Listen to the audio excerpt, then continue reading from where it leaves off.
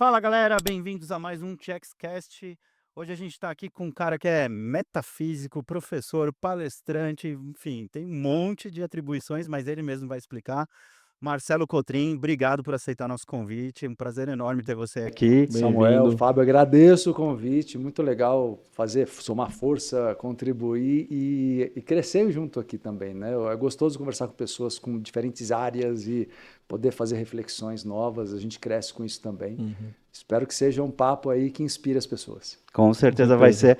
Marcelo não conhecia pessoalmente, mas já conheço de verdade. muito tempo, quase da família. A Ana, né, que é cunhada sua, é uma grande amiga minha aqui, namorado do Vone, amigo também de tantos anos na vida. Então, já sabíamos um do outro sem termos nos encontrado. E agora a gente está tendo essa oportunidade de bater esse papo Muito legal bom. aqui. Obrigado por aceitar. Eu agradeço. Obrigado O problema da gente já querer se encontrar é que já está 1 hora no podcast informal, né? Antes de começar o formal, né?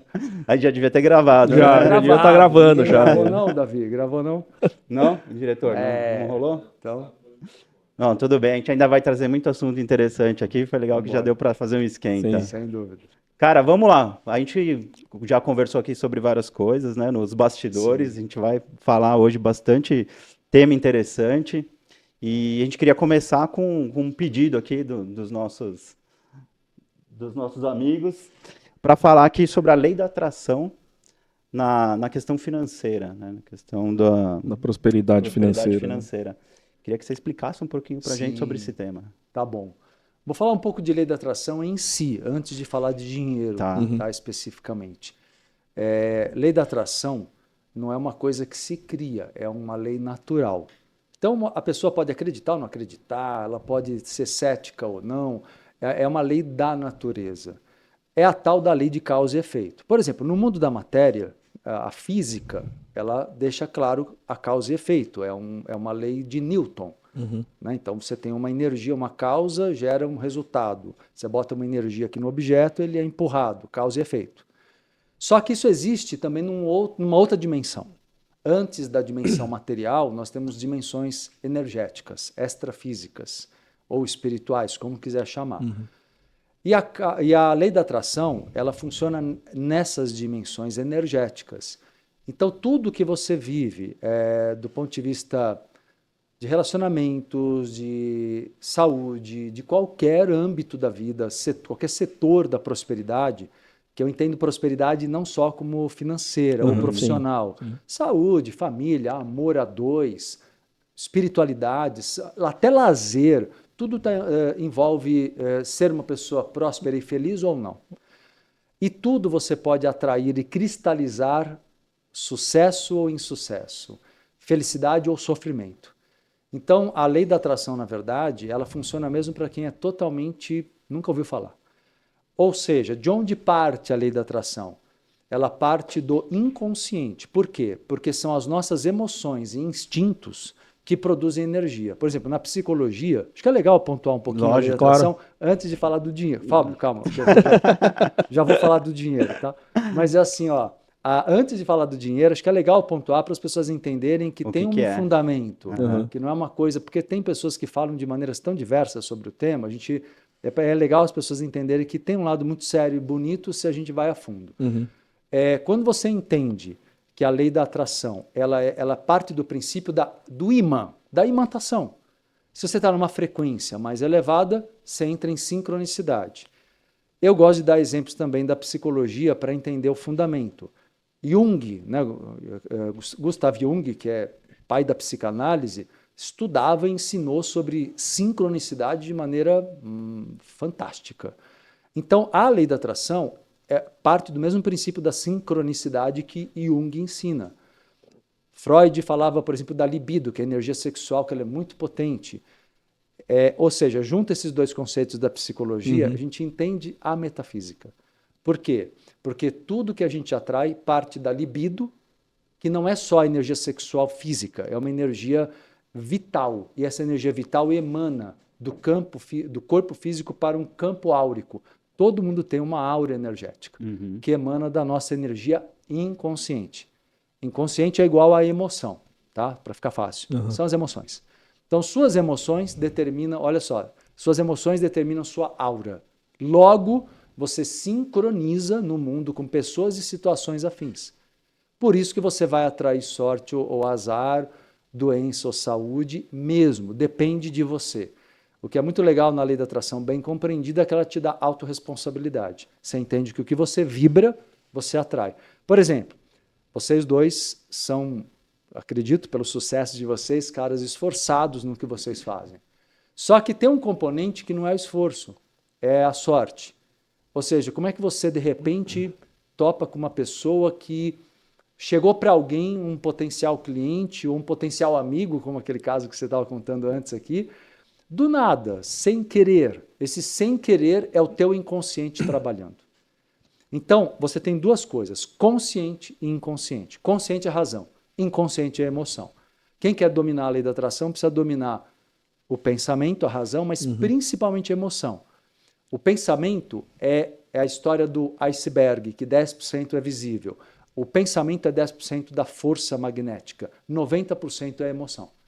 Por isso que a cura emocional, a cura dos traumas, a cura de tudo que gera limitação, porque o que gera limitação no sentido de mentalidade, que gera escassez de dinheiro, de trabalho, de qualquer coisa, é o teu inconsciente. E são os traumas da infância. Por isso que a cura da infância muda a tua vibração emocional, muda o que você atrai. É uma matemática que funciona para qualquer um. É isso que eu ia perguntar. E como é que você trabalha essa questão emocional para que você atraia, né? Porque você tem a atração natural, mas você pode evoluir nessa questão para que atraia coisas melhores para sua vida. Até porque muita gente, né, como você bem mencionou, muita gente fala de lei da atração, mas as pessoas acham que é só ficar repetindo mantras, né? E não mudam a postura, né? Não mudam a forma como elas encaram as coisas, né? Então é interessante ouvir isso, porque muita gente fala, eu exercito isso, mas só nas palavras, né? E acabam realmente não exercitando de fato ou vivendo de fato isso. Perfeito, né? Fábio, porque olha, uma coisa que eu falo muito no meu trabalho é a repetição não adianta de nada. Sim. A repetição é uma maneira de você tentar materializar uma coisa que tem que ser uma mudança interna e profunda. É fácil, vamos dizer, você ficar repetindo palavras positivas o tempo inteiro. Mas isso não quer dizer que você vibra nesse sentimento. Vira meio que um autoconvencimento, entendeu? Vai dar tudo certo, vai dar tudo certo, vai dar tudo certo. Se eu preciso repetir, olha a lógica, se eu preciso repetir é porque eu não tenho convicção. Se eu tenho convicção, eu não repito. Então, eu saio dessas fórmulas comerciais, entende? Ficam meio... É fácil vender a ideia, porque todo mundo quer uma coisa simples, prática. Que legal, vou fazer todo dia 10 autoafirmações. Exato. Mas isso não te cura. O que te cura é um trabalho aí, indo na tua questão, né? O que resolve, Samuel? Resolve a cura das emoções, e todas as nossas emoções têm base na primeira infância, dos 0 aos 6 anos. Então tem uma lógica concreta. Por mais que você tenha tido muitas dificuldades e traumas depois, na segunda infância, que vai dos 7 aos 10, 11, ou na pré-adolescência ou na adolescência, o que pega na primeira infância, dos 0 aos 6, 7 anos, determina a tua vida até o ponto que você se cure. Então o caminho da prosperidade é o caminho da cura em primeiro lugar. Primeiro eu me curo. Se você se cura, olha só, uma criança, toda criança pequena é livre. E toda criança pequena com 2, 3, 4, 5 anos é feliz. Por exemplo, toda a mídia vende felicidade. Olha, se você tiver dinheiro, se tiver esse carro, você vai ter esse relacionamento, essa mulher linda, toda a mídia vende o que seria a felicidade. E cria no inconsciente coletivo uma ideia falsa de que a felicidade será conquistada. Aí tem uma frase que eu falo muito assim, a felicidade não se conquista, ela se revela, porque você já era feliz com 5 anos. Entende? Então o que você precisa? O que você perdeu? A pergunta não é o que eu tenho que fazer para ser feliz, a pergunta é o que você perdeu para ficar infeliz. Você perdeu a liberdade. Por isso que a liberdade te recupera, te resgata a felicidade. E a partir do momento que você recupera a liberdade, recupera a felicidade, você olha a vida como é teu mundo, é tua casa. Eu gosto muito de usar essa frase também. Por exemplo, nós somos educados para ter medo do mundo, geralmente. né? Os pais, até por precaução Sim. e até excessiva, ó, não conversa com estranhos, cuidado, o mundo é perigoso, o mundo é difícil, ele é cruel.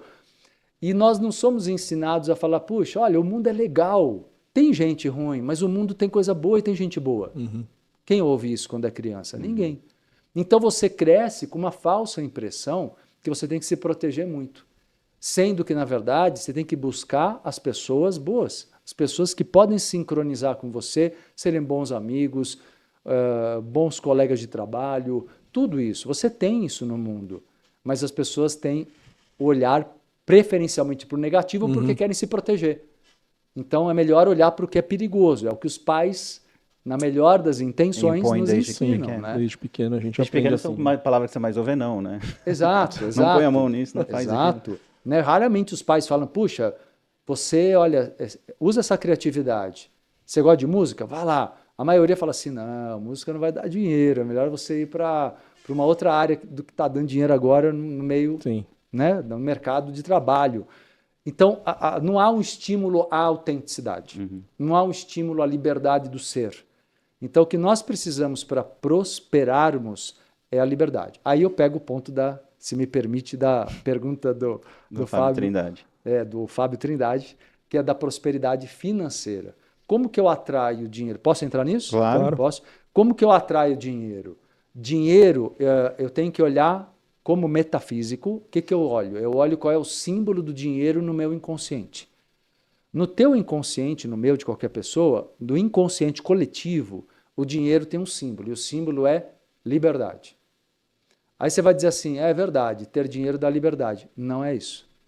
Inverta.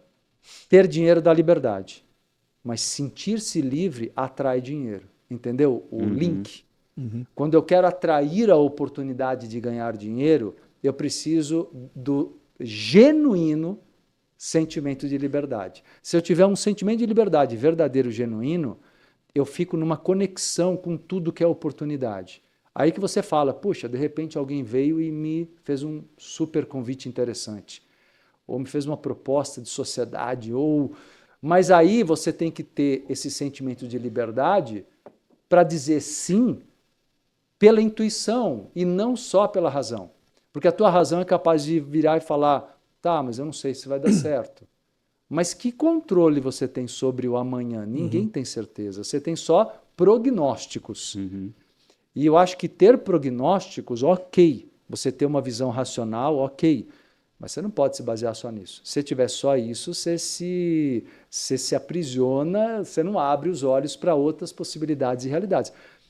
Se me permite, vou dar o exemplo de vocês aqui, que eu vejo que estão iniciando, usando dons de vocês na comunicação com esse podcast, que não era a área de vocês. Não. Concorda? Mas está muito legal, porque vocês fazem um contraste, dá para sentir, o contraste de personalidade. E isso funciona. Então, na verdade, a questão é essa. Todo mundo pode ser além do que pensava. Precisa de liberdade. E aí, quando eu me sinto livre, eu crio conexão. O dinheiro começa a ser farto. Tem duas maneiras de ganhar dinheiro, do ponto de vista físico e metafísico. Do ponto de vista físico, eu uso meu estudo, minha inteligência, minha força de trabalho. E eu posso ser bem-sucedido, mas eu vou ralar muito. E tá certo. Só que se você quiser ter felicidade e prosperidade em outros setores, você quer ter tempo para a família, você quer ter tempo para o amor a dois, para os filhos, para lazer, para outras coisas, para a tua espiritualidade, porque você quiser. Se você quer ter tempo para outras coisas, tem que ganhar mais dinheiro para poder suprir para você. Quando você está na metafísica, se sente merecedor, então a chave de ouro é a lei do merecimento. A gente chama de lei do merecimento. É o merecimento inconsciente. Quando eu estou no merecimento, o meu esforço multiplica por 10. Chutando, 5, 10, 20. Então, na verdade, o meu esforço é consciente. E o meu inconsciente trabalha numa multiplicação, num fator de multiplicação que eu não controlo. Entende? Um investimento que você fez sem saber se ia dar certo, de repente deu porque mudou o governo, porque... Então, você teve uma sorte. Você foi um visionário? Pode ser. Ou pode ser que você tenha chutado na tua intuição, super deu certo. Entendi. Entende? Então, a liberdade interna gera uma possibilidade de você atrair oportunidades que a razão só não enxerga. Não sei se E deu é isso que vai potencializar a chance de você ter o sucesso. O ideal é os dois lados. Você Sim, ter né? só isso também, não ter a força de trabalho, não ter inteligência, você vai vira um acabar... risco muito alto, né? Exato. Você vive um risco muito alto e você também fica no risco de ser manipulado, porque alguém com inteligência e domínio mental pode dominar a pessoa que só tem esse lado intuitivo, criativo, entende? Por isso que os dois lados são importantes. Entendi. Bom, eu ia deixar isso mais para frente, mas eu vou aproveitar o gancho, porque eu soube, né, de uma história que você, num passado não tão distante, teve um problema numa sociedade que você tinha, teve uma dificuldade financeira ali, teve que se recomeçar do zero. E como é que foi esse momento para você, né? Emocional até, Sim. como é que lá atrás você se sentindo numa situação difícil dessa dissociação, né, dessa questão financeira e tudo mais, para você conseguir se reerguer e hoje está aí bombando, estourando. Pois é, Samuel.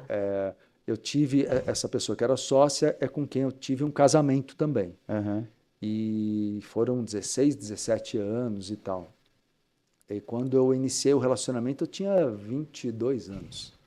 E assumi 3 enteados. Era uma história... Eu sempre fui muito responsável. E sempre tive a espiritualidade como um ponto forte junto com o meu trabalho terapêutico psicológico, né? E a outra pessoa tinha também, teoricamente, vamos fazer algo bonito juntos. Não funcionou depois de muitos anos, mas fui, acredito, muito bom pai dos meus enteados na época e tudo mais. Me sinto em paz com aquela história. E terminou, né? Só que o que a gente tinha, que era uma empresa de cursos, palestras, eu era radialista, eu deixei tudo para a pessoa, não tinha também conseguido, por várias questões familiares de problemas de saúde em família, consome-se muito tempo e dinheiro, havia um período de dificuldades também, mas tudo que é o nome da empresa, tudo que a gente tinha, eu deixei para ela e comecei do zero mesmo, assim. E isso tem, acho que uns 15 anos, né? Não muito tempo comparado com os meus 35 anos de jornada, né? Já E, tinha e se re- passado 20 anos, eventualmente, e você teve que recomeçar. Exato, recomeço total, assim, total.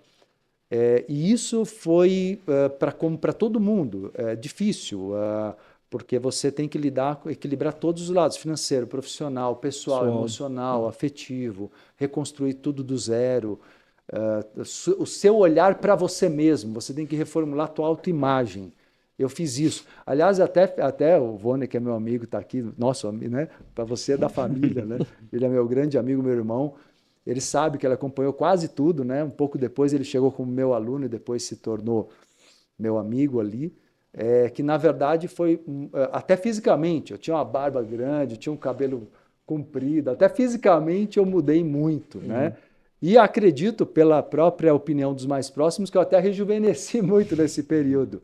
Porque eu comecei a olhar para mim também. Tudo que eu ensino para as pessoas eu apliquei. Eu falei, pera lá, eu olhei demais para a família e Me como deixei se de fosse lado. minha, e me deixei um pouco de lado em muita coisa também.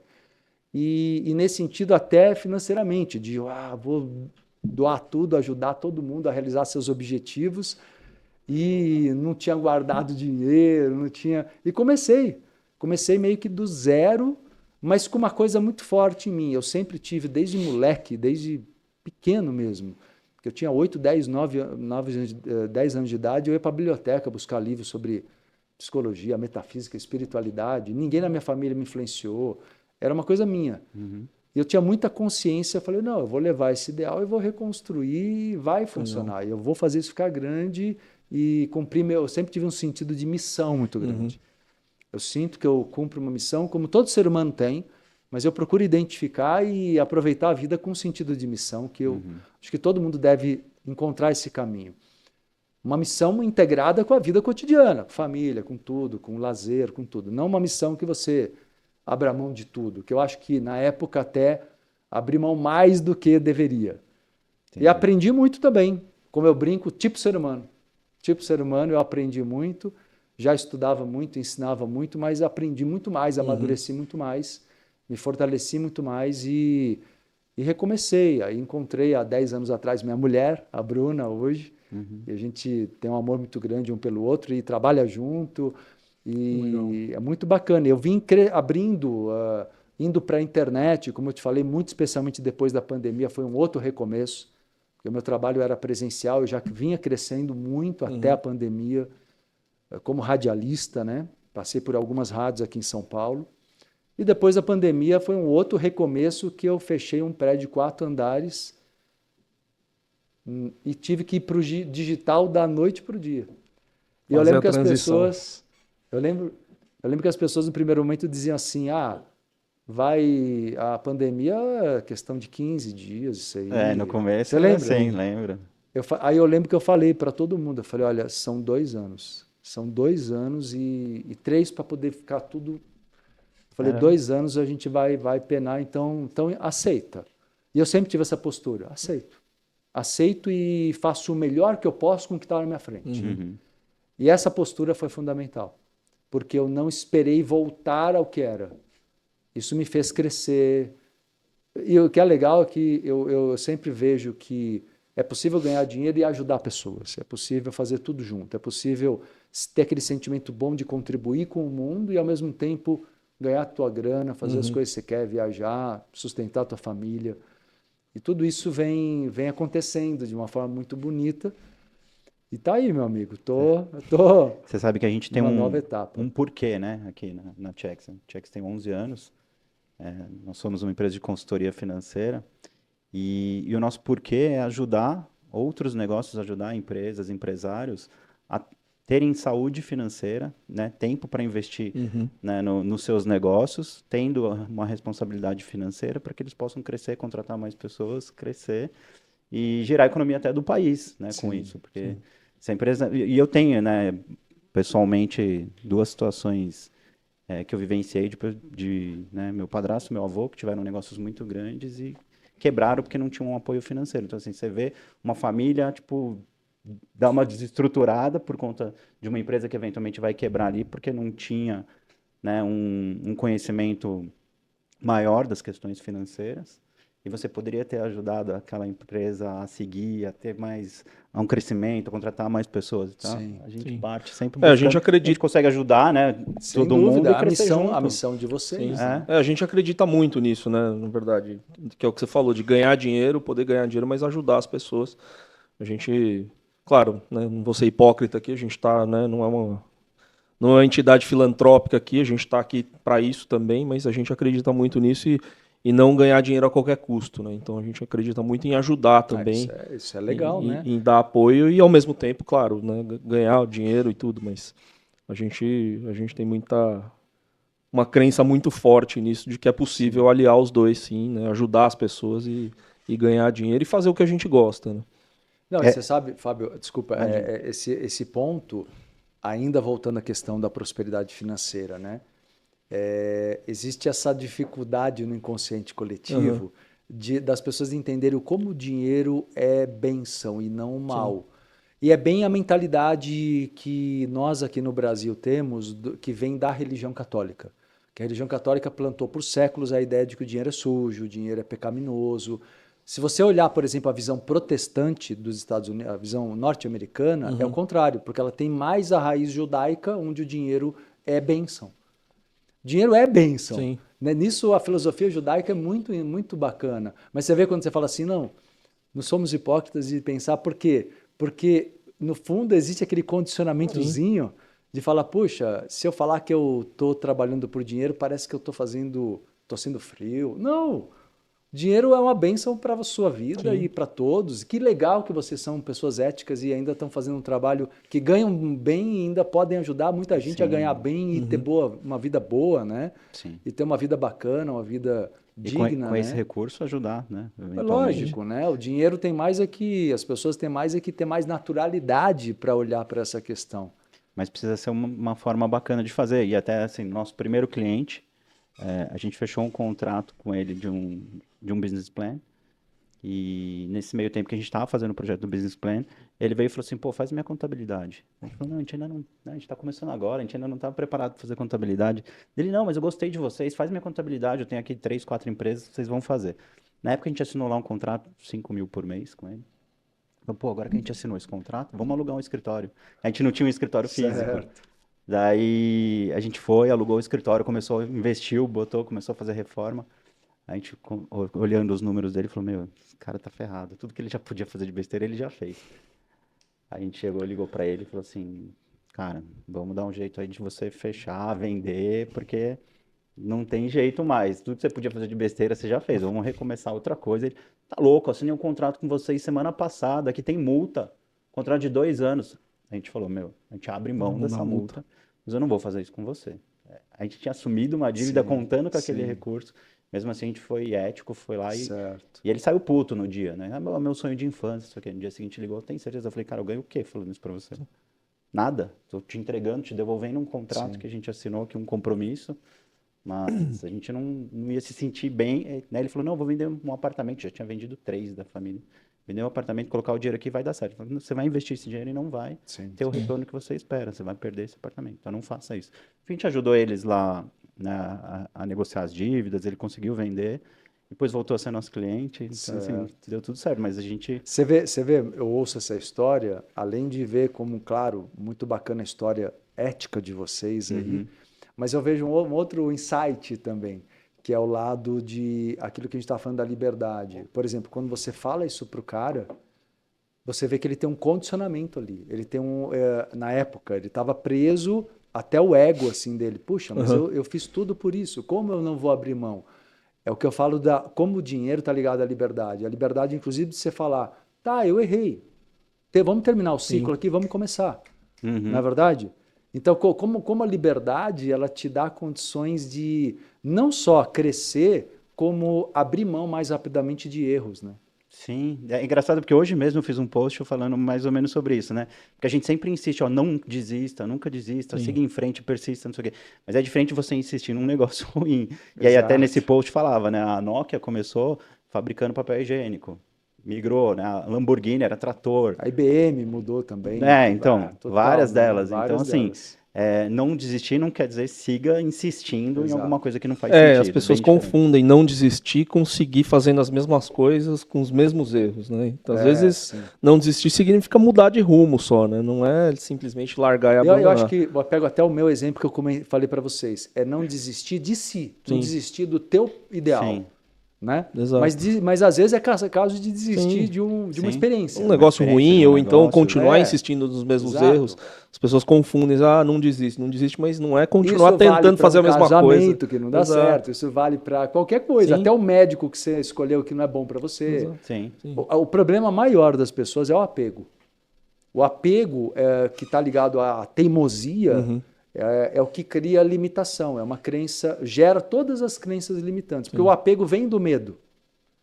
Então todas as pessoas quando estão no medo, elas não querem, elas estendem os erros por né? E nessa área vocês enxergam claramente a derrocada, né? A pessoa está ali indo para um buraco e às vezes o orgulho não E muitas vezes isso mesmo, né? O apego mesmo. Ele falou, né? Pô, é meu sonho de infância. E eu, na hora, vivenciei, inclusive, a situação do meu avô. Meu avô ganhou muito dinheiro na época do Cruzeiro, né? Que tinha inflação absurda.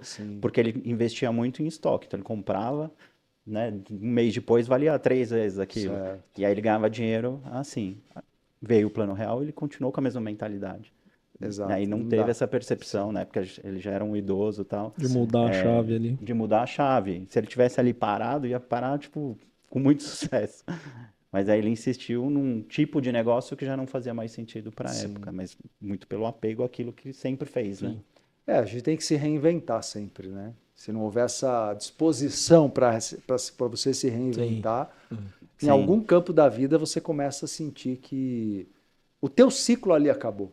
Já aprendeu o que tinha que aprender, já produziu o que tinha que produzir. É engraçado que você também tinha mencionado a questão da criança, né? Que os pais vão e falam assim, não, isso não vai... Não, eu vou ser músico. Não, isso não vai dar dinheiro. Não, isso...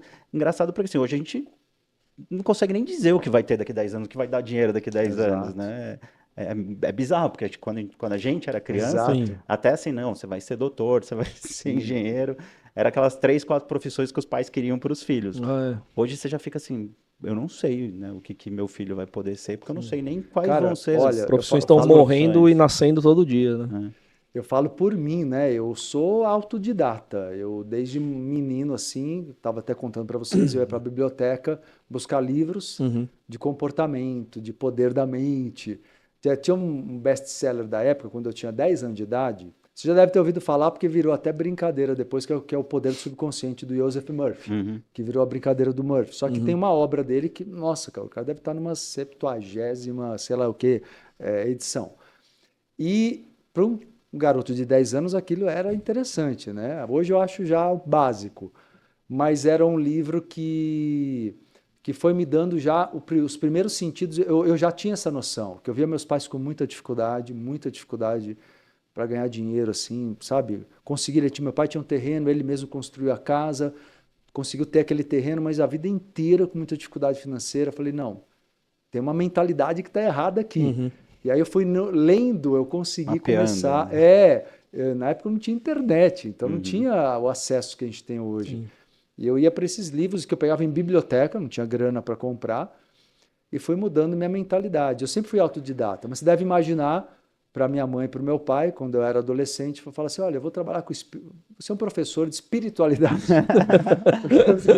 Você é louco, né? Não apanhou? Pois é. Não, cara, porque eu saía tanto de casa, entendeu? Eu lembro com 18 anos eu estava viajando do Brasil dando curso sobre isso. Caramba.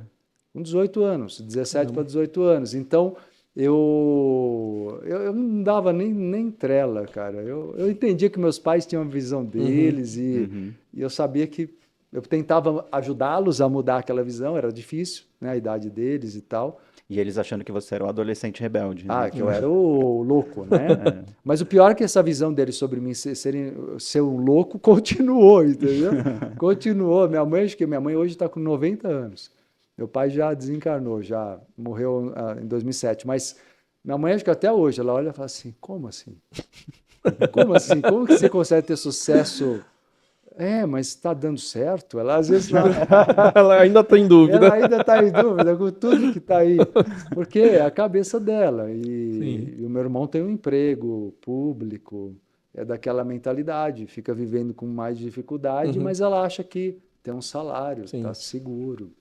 Né? Cada um tem, né? A sua visão. A sua visão e a sua felicidade também. É o que você mencionou no começo, né? A questão, eu vou falar sobre a questão da lei da atração. Primeiro, o que é a lei da atração. Depois, a lei da atração para a questão financeira. Porque acho que assim, né? A gente está aqui para ser feliz, independente de quanto dinheiro cada um tem, quanto dinheiro cada um ganha. Eu estava falando disso com o Vone ontem ainda, porque eu sou uma pessoa que eu transito com pessoas de muitas classes sociais. Assim, de ir em mansões e de ir na favela mesmo. E eu vejo que, assim, né, a felicidade, ela está longe de estar ligada ao poder financeiro da pessoa. Então, né, eu sou uma pessoa que sou ambiciosa, né, que quero ter recurso, que busco todos os dias, batalho pra caramba, mas quero também ter o equilíbrio, né? Quero também ter minha paz, meu momento em família, quero ter meu momento de descontração. Então, acho que essa questão da gente atrair aquilo que faz bem pra gente, né? Atrair o que vai fazer a gente feliz. Mas eu acho assim, vai fazer Samuel, a gente evoluir. o que faz você feliz, eu concordo plenamente. Só que tem uma grande maioria das pessoas que não prospera por medo mesmo. Sim. Eu acho que existe mais medo do que entende, não é? Lógico. Tudo bem você falar assim, a pessoa está lá, tem uma vida na roça, mas ela ama aquilo, ela ama plantar, colher, ela ama aquilo, tá ótimo, ela é próspera. Eu concordo muito. Paulo Zulu, não é?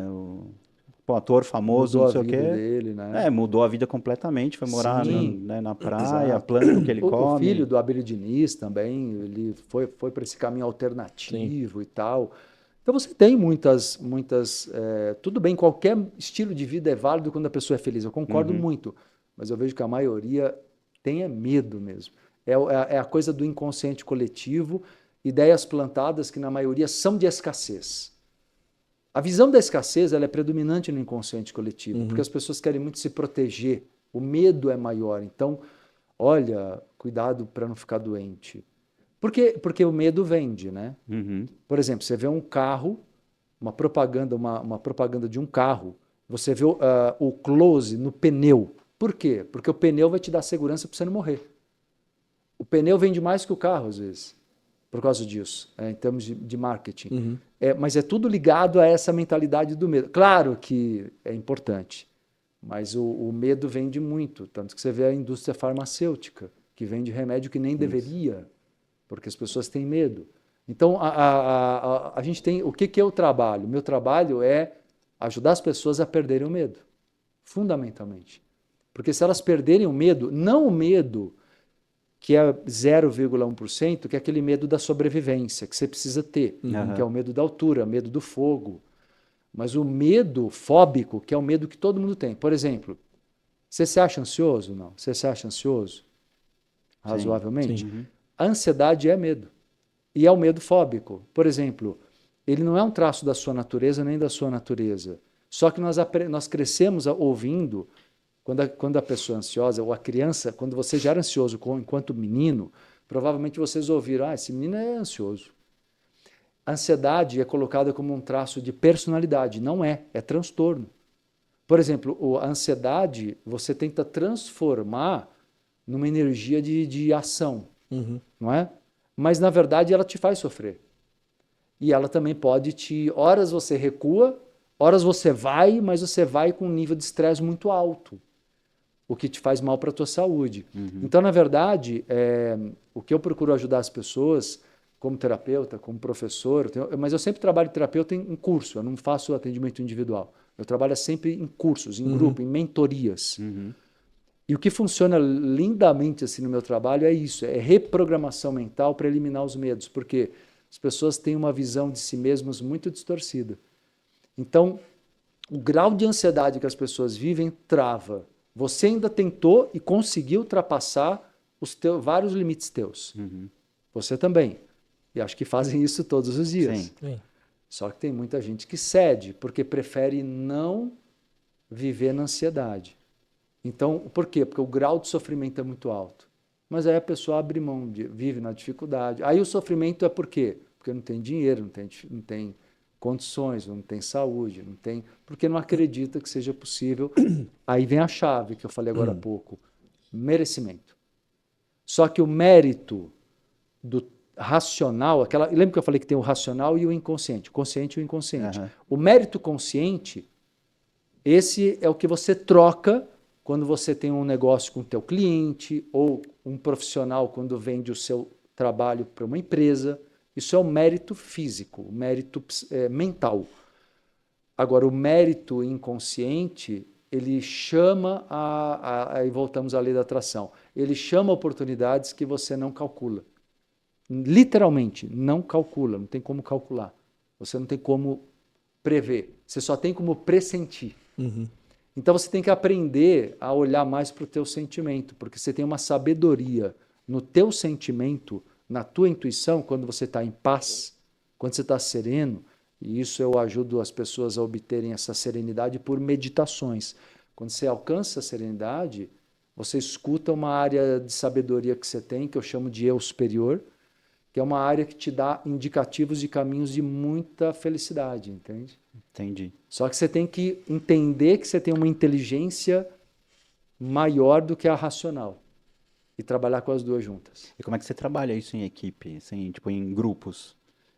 É o que eu mais faço, na porque verdade. hoje você não né? trabalha individualmente, você trabalha em Sim. grupos. E assim, né, estou falando de leigo aqui, mas você pega pessoas, né, com grupos com diferentes níveis, por exemplo, de ansiedade ou de problemas, ou de medos. Problemas, né? Como é que você De consegue vivência, quer dizer. trabalhar isso? Mas isso é o que eu mais faço, porque existem pontos que são comuns ao ser humano. Tem pontos que são comuns a todo ser humano. O medo é comum, os padrões do inconsciente coletivo, dá para ver quais são. Claro que tem as particularidades, claro que tem os diferenciais de cada um. Mas é o que eu mais faço, eu pego grupos assim extremamente heterogêneos e todo mundo, a dinâmica... e a dinâmica de grupo é muito legal, por quê? Porque eu apresento uma proposta de transformação para exaltar dons, talentos, potenciais, Mas as pessoas verem os colegas, isso é muito inspirador.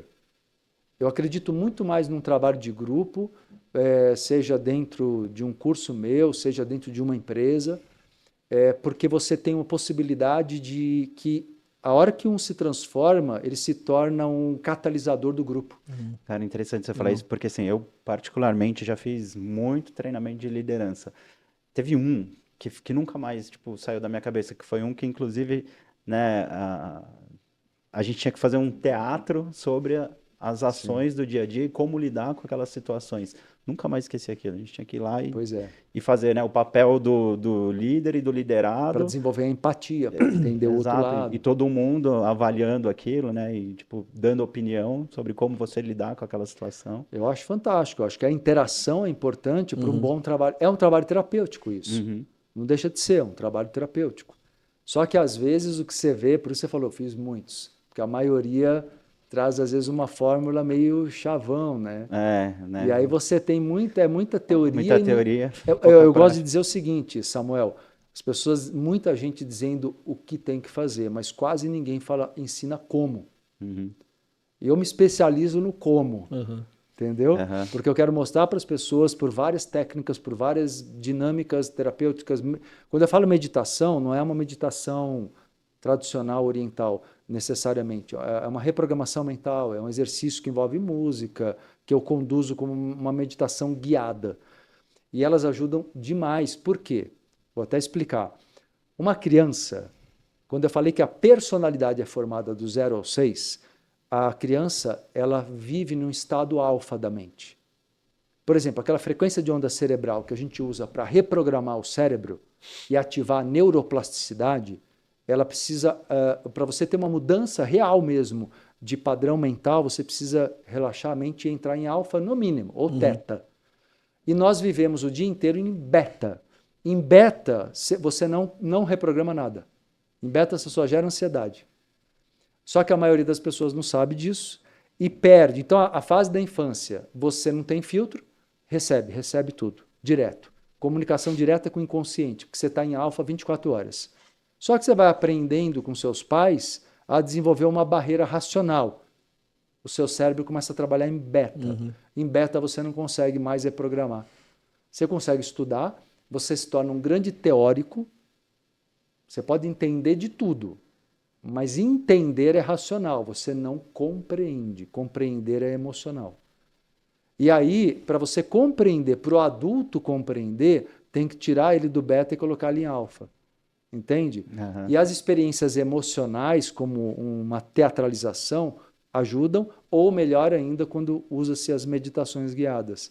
Eu estou só mostrando como fazer, só para entender como eu falei. Faz todo sentido, até porque assim, né, a gente vive conversando com o pessoal, às vezes, eu já li 10 livros sobre isso, mas assim, você vê que claramente a pessoa não está aplicando aquilo na vida dela, sabe? Ou então não está entendendo mesmo. Essa questão do como fazer é interessante mesmo, porque você estava falando de medo, né? E hoje em dia, mas já há algum tempo está muito na moda, né? As pessoas falam, você tem que sair da sua zona de conforto, mas de fato o que significa isso? O que eu faço para sair da zona de conforto? As pessoas às vezes confundem. Eu acho que sim, se colocar fora da sua zona de conforto não é você se colocar em situação difícil, mas acho que é isso, é enfrentar seus medos, né? E as pessoas não sai da sua zona de conforto. É fácil falar isso. Quem fala isso, Fábio, também não sabe como ensinar. Sim, então, ela simplesmente fala porque é bonito, é legal falar isso. Mas, ninguém está falando como fazer, o que é isso, o que significa de fato isso. Porque ela saiu brigando com o mundo e acha que sim, isso é sair da zona de conforto. Então. Eu não acho que é legal também você viver ressentido, com raiva. Sim, 24 horas em estado de alerta ali. Por isso que eu falo, sair da zona de conforto não significa só se colocar em situação de desconforto, né? Eu acho que é enfrentar seus medos, é fazer alguma coisa, na verdade, e seguir em frente, mas por isso que eu falo, tá na moda isso, as pessoas falam, mas ninguém sabe de fato o que é isso, né? Eu acho assim, tem uma coisa que chama-se mente neutra. É uma das coisas que eu ensino, é um conceito que vem do budismo e que eu trago para o meu trabalho há muitos anos. Mente neutra é uma mente não reativa. Tem a reativa e a neutra. A reativa é essa que todo mundo age assim. Reage para dentro implosivamente, tipo, fica triste quando o outro não faz o que você quer. Fica magoado porque o outro não é quem você espera. Fica com raiva porque no trânsito alguém te fechou. Isso é reatividade. Qual é o ideal? Quer ser independente? Desenvolve a mente neutra.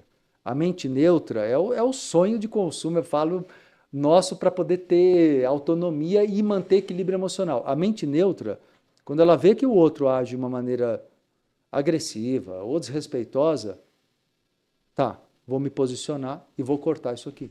Ela age, ela não reage. Então, sair, para mim, na minha visão, de modo equilibrado, sair da zona de conforto é ser uma pessoa que para de reagir e passa a agir com uma mente neutra.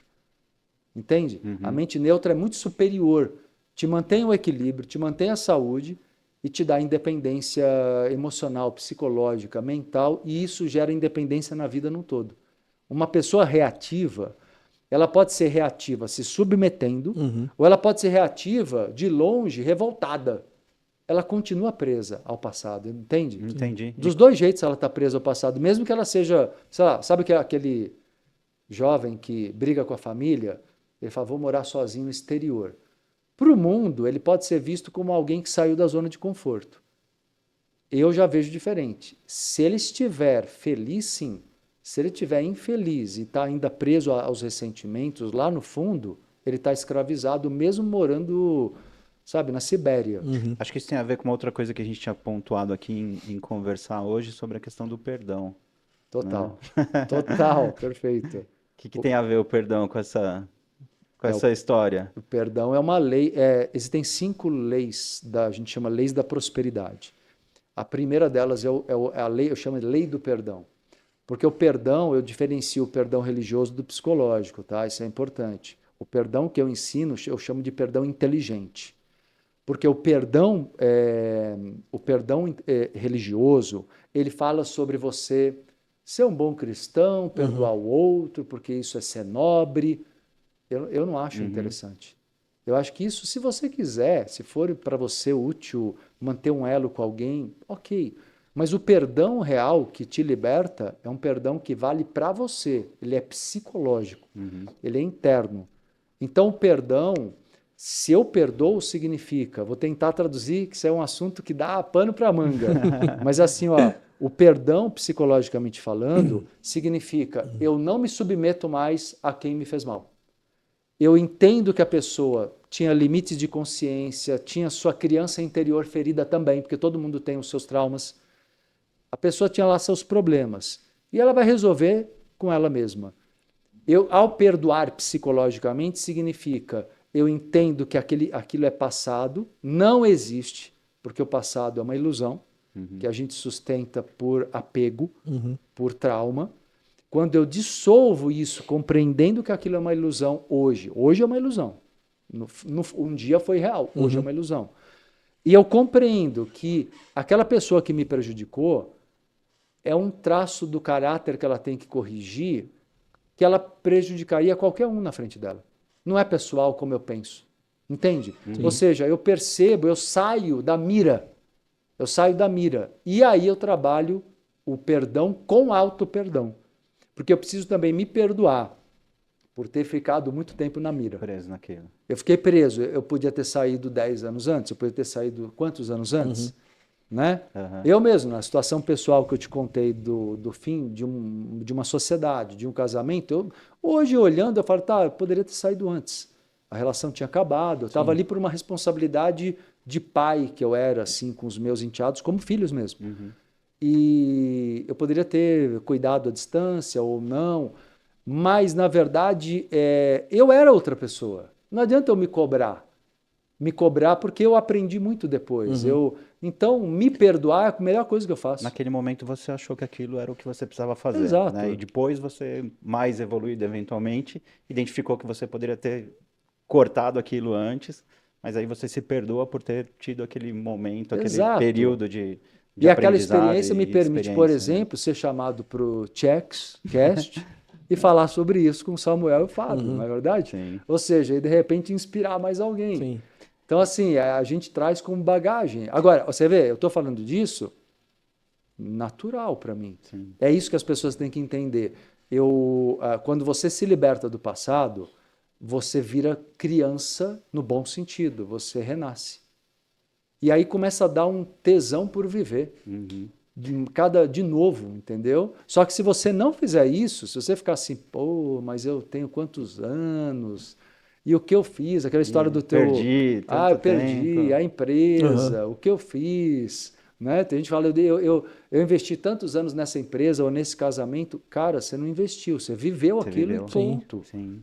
E serviu de aprendizado. E a gente vive falando disso, né? Você mesmo passou por essa questão do insucesso, e isso traz, eventualmente, um aprendizado que você demoraria muito mais tempo se você não tivesse tido esse insucesso para chegar num nível de consciência que você tem hoje. E um grau de liberdade, autonomia, cara, que a maturidade, se você também quiser crescer como ser humano, né? Tem gente que se afunda no vitimismo. Ah, sim. Legal, você falar isso que a gente estava falando do perdão, né? De perdoar alguém que te fez alguma coisa, de se perdoar por ter vivenciado aquilo.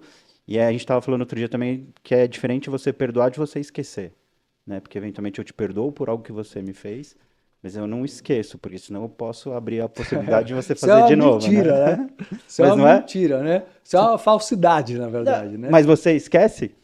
Hã? Você perdoa e esquece? Não, eu acho que quando você fala assim, eu perdoei e não esqueci, as pessoas não estão Você dizendo... não está perdoando de verdade? Não está perdoando de verdade. Mas e se a pessoa te fez um mal muito grande? Mas aí o perdão, aí que você tem que entender o perdão inteligente, porque ele te dá vantagem. Eu não estou falando para você perdoar religiosamente para você ser bom. Não é para você ser uma boa pessoa. É para você se libertar. Você perdoa e eventualmente corta... Quando você perdoa, real, é importante entender mais alguns detalhes. Por exemplo, o perdão que eu falo não te obriga minimamente a conviver com ninguém. O perdão que eu estou falando é um processo interno. Então, se você quer conviver ou não, é livre-arbítrio teu, você que sabe. Às vezes, por exemplo, você perdoou um pai, uma mãe, você quer conviver. Tudo bem, mesmo assim, eu falo assim, ressignifica a pessoa, ressignifique a relação, cria um ciclo novo, sejam agora... Você tem que criar uma amizade com aquela pessoa. Porque o maior erro que você vai cometer é fazer emenda. Entende? Vou colocar uma situação difícil aqui, tá? Como é que você orientaria uma pessoa, por exemplo, que sofreu um abuso de um pai, de uma mãe? Como é que ela perdoa e consegue seguir uma relação? Não é obrigada, é isso que eu estou dizendo, entende? Então, primeiramente, o perdão faz ela... Ó, vou colocar ela, primeira coisa, e segunda coisa, ela em relação ao pai ou à mãe. Tá. São duas coisas distintas. Ela com ela precisa perdoar 100%. Tá bom. Porque o perdão 100% permite ela ter esse sentimento de, cara, o passado não me afeta minimamente. Porque o passado eu era uma outra pessoa, ou eu era uma criança, eu estava totalmente impotente, eu estava vulnerável, o erro não é meu, eu não posso me culpar, porque é uma tendência de uma pessoa que foi abusada, às vezes, é se culpar mesmo sem ter culpa. Porque, né, fica o registro de eu devia ter saído dali, mas era uma pessoa, era uma criança, ou até uma adulta, uma pessoa adulta, uma mulher indefesa. Enfim, naquela época não tinha força suficiente. Exato. Ela precisa se perdoar por ela. E perdoar o outro, desse ponto de vista, é por ela. Isso é ela. Vale muito a pena. Ela se empodera, ela fica saudável. Isso é um trabalho de reprogramação mental. Agora, ela com o pai ou a mãe, isso não é uma regra. Vai depender dela entender que essa outra pessoa se transformou, o que é pouco provável. Sendo bem sincero, a maioria não amadurece. Então, assim, se ela achar que não é saudável, sinto muito, afaste-se. Eu não vejo nenhuma... é difícil. Mas a pessoa chegou num ponto de ser tão cruel com essa criança que você não vai adiantar você continuar perto de alguém que você vê que não mudou, porque vai te gatilhar. Então, assim, na verdade, é possível perdoar e estar junto? Mas aí eu diria numa menor parte dos casos em que você vê que o outro realmente se transformou. E aí você quer dar uma oportunidade. E é um novo ciclo, como eu falei. Mas você consegue olhar para a pessoa e ver alguém que realmente entende que foi realmente cruel, que foi de um grau de... A pessoa entende isso. E ela fala, eu quero dar oportunidade. Mas você entende que é muito particular de cada um e de cada um em relação a o pai ou a mãe, ou seja, quem for. Eu acho a história do abuso gravíssima. Por isso que eu falo... Por isso que eu trouxe, né? Uma questão que é complicada mesmo de defender. Tem casos piores ou tão graves quanto, que é quando se mata um filho, por exemplo. Tem coisas gravíssimas, mata né? o pai, a gente tem vários casos, né, no Brasil. Sim, e tem pessoas que perdoam. Só que é um perdão muito na obrigação religiosa, eu acho. Não é um perdão De coração. nesse entendimento, Não é um perdão nesse entendimento. Tem pessoas que fazem isso até para poderem conviver com a memória sem ódio, porque sabe que o ódio envenena e na psicossomatização de doenças, que é uma outra área de trabalho meu, toda emoção vira doença. Ou, em outras palavras, não tem doença que não tenha origem emocional. Toda doença tem. Então, às vezes a pessoa faz isso também para não adoecer, né? Para não morrer daquilo, de mágoa, de raiva, de ódio, né? Existem estudos, você conhece, né, algum estudo que, eventualmente até com seus próprios pacientes, alunos, enfim, Alunos, sim. Que demonstre, por exemplo, que eles tiveram uma evolução no sentido de doenças físicas por conta da evolução espiritual? Puxa, meu amigo, tô te provocando. na minha escola eu tenho milhares de casos, Aham. porque é muito incrível. Que você teve esse histórico de pessoas que realmente tiveram... Muito curas ou melhoras incríveis, assim, tanto pelo viés psicológico, porque, como eu disse, a emoção origina a doença. Lembra do que eu falei no início do nosso papo? Que o inconsciente é a libido é uma energia vital. Essa libido, que é o inconsciente, ela pode ser, vou até usar um termo da psicologia, termos psicológicos. A libido ela pode virar uma motivação para uma coisa boa, para você construir tua empresa e prosperar, para você amar tua família, isso é libido. A libido é a base da motivação. Só que a libido mal canalizada vira neurose. Então, todo compulsivo está com a sua libido desviada para alguma coisa ruim, para ela e para os outros, dependendo do que ela faz. Por exemplo, compulsão para comer é ruim para ela. Agora, se ela for compulsiva, sei lá, com agressão, e aí ela prejudica além dela os outros. O que eu quero dizer é que como que você consegue a cura de doenças? Porque você reequilibra a libido. Você reequilibra a fonte da motivação, entendeu? Só para você entender a lógica, que não é uma coisa vaga. E quando você faz isso, você corrige a causa. E a parte energética espiritual, o auxílio do amparo, como eu digo, que aí já é um olhar para a espiritualidade, o trabalho bioenergético, que eu faço muito isso, ensino muito, ele acelera o processo de regeneração. Então você associa o espiritual com o psicológico, toda pessoa pode obter benefícios, sem exceção, qualquer pessoa. Eu já vi alguns estudos que falam com relação de tratamento, pessoas tratadas com placebo, que o resultado dessas pessoas que, né, foram tratadas com placebo tem a questão espiritual mais forte. Então, assim, todos os grupos foram tratados com placebo, mas quem tem a questão espiritual mais forte teve resultados melhores no tratamento, né? Então, sim, tem até alguns estudos que fazem essa correlação. Ver, né? Tem uns estudos... Com o fato de acreditar mesmo na cura, né? Aqui na USP, por exemplo, tem uns estudos sobre energia, trabalhos energéticos, né? Como tem cura prânica, reiki, jorei. É que eu gosto, eu não me prendo a uma única linha. Eu faço um trabalho bioenergético que eu acho que é mais direto na fonte. Conexão com a natureza, conexão com o plano espiritual, eu prefiro. Mas o estudo foi feito nessas linhas conhecidas, comprovaram casos de cura enormes só por irradiação de energia.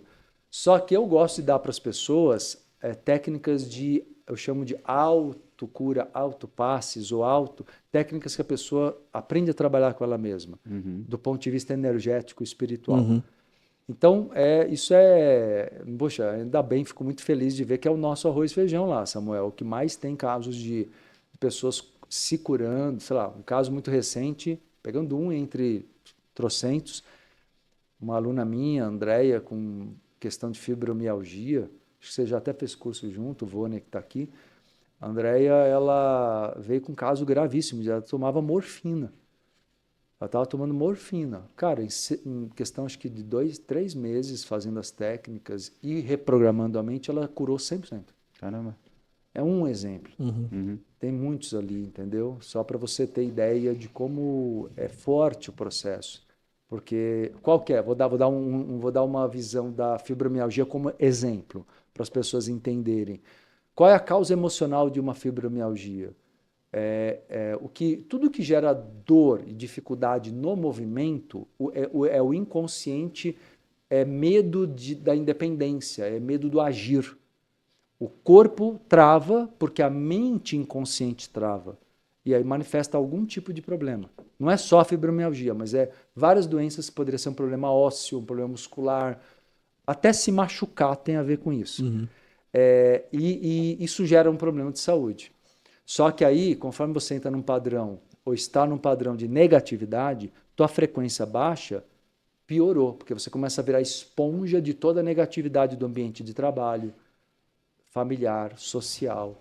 E aí você começa a entrar num ciclo de dor, a doença, uma traz outra doença, porque aí você está com depressão, entendeu? Então é muito incrível como as pessoas, quando encontram esse olhar, aumenta a lucidez. Você não deixa de ter o seu cuidado médico de maneira nenhuma, mas você tem um olhar para o lado eu chamo de outros corpos, né?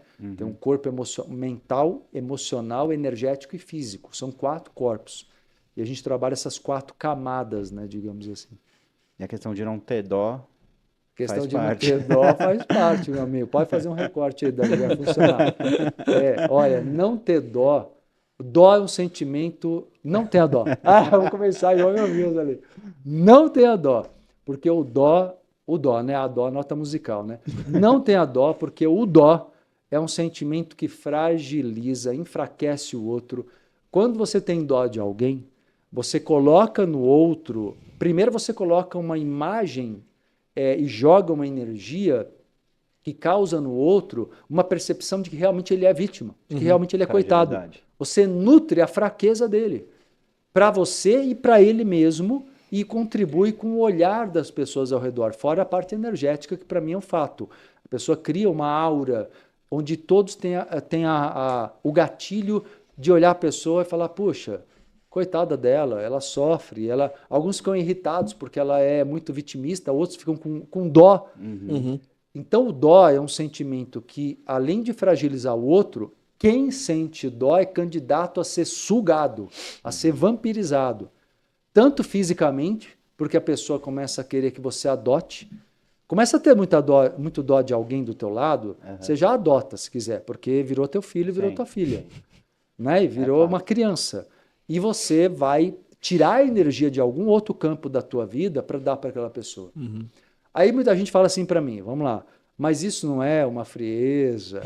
Será que você não está sendo frio? Não, você pode ter compaixão, mas compaixão é compreensão. Para traduzir corretamente, compaixão é compreender, tá, o outro é humano como eu sou, eu entendo as falhas do outro, eu entendo a dor do outro, e às vezes pode caber eu ajudar, mas não é uma obrigação minha. Tá. Porque o problema do dó é que no inconsciente coletivo vira uma obrigação. Vira uma obrigação. Entendi. Não é questão do ajudar porque eu quero ajudar, não, é porque eu me sinto na obrigação de ajudar, né? E é isso aqui que vai causar aquele peso emocional. Você quer ajudar porque você vê bom senso nisso. E qual é o pré-requisito, Samuel e Fábio? Eu olhar para a pessoa e falar assim, eu quero ajudar porque eu sei que eu não vou enfraquecê-la e não vou me prejudicar. Hoje eu tô aqui para causar, né? Vamos embora, vamos causar. Vamos causar. Você tem aí uma situação, por exemplo, né? Quando é que você consegue separar isso, se falando, por exemplo, de um filho? Porque um filho você quer proteger ele sempre, você quer ter, né? E eventualmente você tem um filho, você ajuda, você vai ter a dó automaticamente, porque você se preocupa muito, porque você tem receio de que aconteça alguma coisa. Você se sente na obrigação. Você se sente na obrigação, porque você é o pai ou a mãe. E aí você percebe que, assim, eu tô ajudando e não tô ajudando. Porque a pessoa tá ali se fragilizando e não tá tendo força de crescer. Tá bom. Aí eu cheguei na situação, por exemplo, de falar assim, vou deixar, né, meu filho, por mais difícil que seja, chegar no fundo do poço. E aí ele vai até o fundo do poço. E você vê que ele foi até o fundo do poço e não deu aquele empurrão no fundo. Continuou lá. Como é que você consegue ter essa sensibilidade para saber, não, eu preciso dar mais uma mão ali ou não?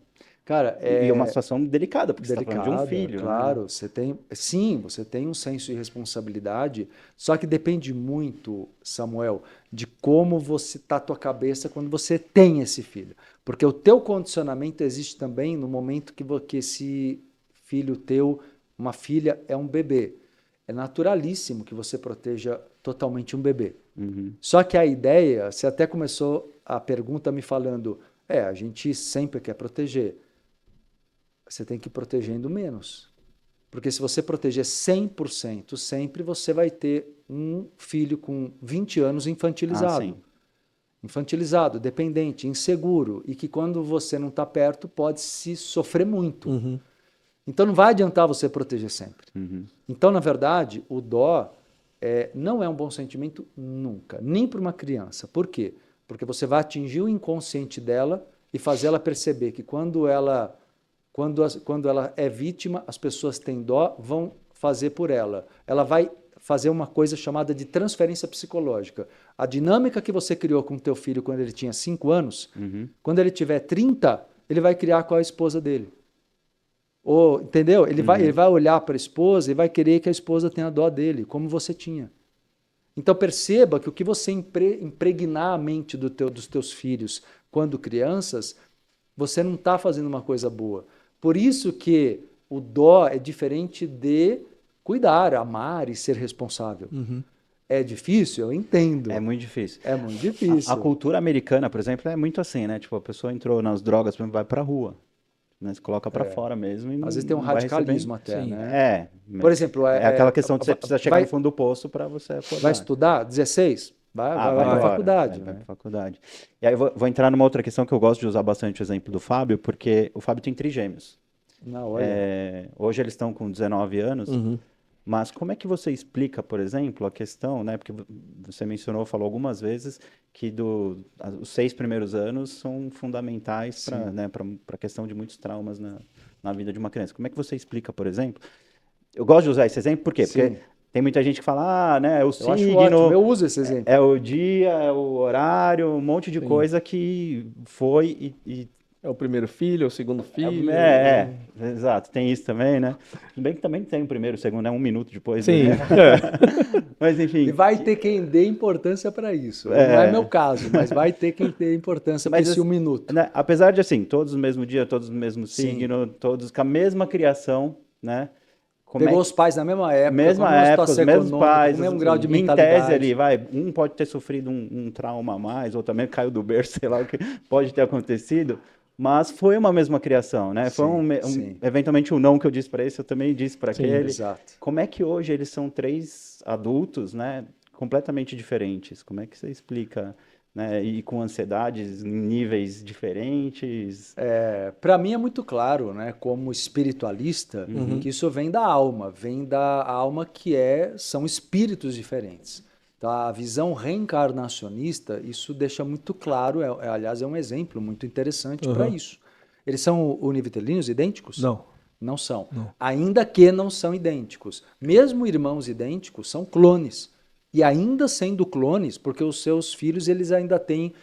Alguém poderia dizer assim, houve ali uma sorte genética, cada um veio com embaralhou os genes ali de um jeito diferente. Porque eles não são idênticos. Sim. Mesmo que fossem, eles seriam diferentes. Porque, na verdade, aí vem a questão da essência, da alma de cada um. Essência, alma. Então, na verdade, cada um vem com uma tendência nata. A espiritualidade deixa isso muito claro. Quando falamos, como eu disse, de gêmeos não idênticos, poderia-se ir para uma vertente genética para os mais radicais no sentido de não acreditar no processo da reencarnação. Mas eu vejo, para mim, a vertente espiritual deixa muito claro. Mas olha, eu sou muito... Só para completar antes de ti. Eu não acho, na minha visão como espiritualista, eu não vejo fundamento em colocar a data e o horário de nascimento como fundamento para nada.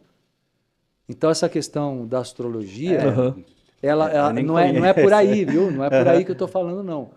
Porque quando eu entendo, como espiritualista, que uma pessoa, uma alma, vive várias vidas, o dia que ela nasce, a hora que ela nasce, pouco importa.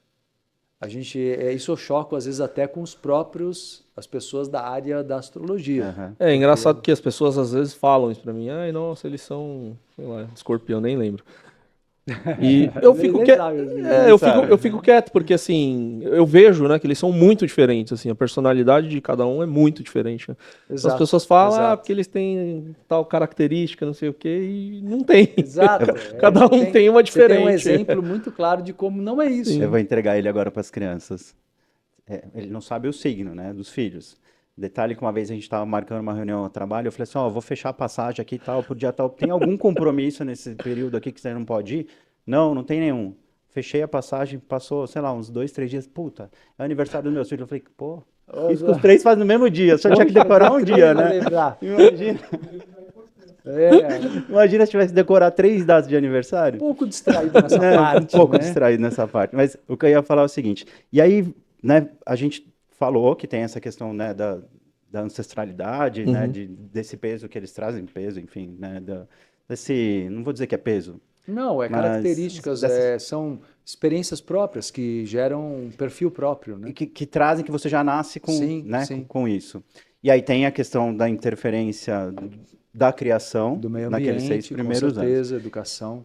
Então, assim, só para entender, o adulto, que ele traz ali aquele um peso a mais, eventualmente, de uma vida passada, ele vai ter um trabalho mais árduo para evoluir?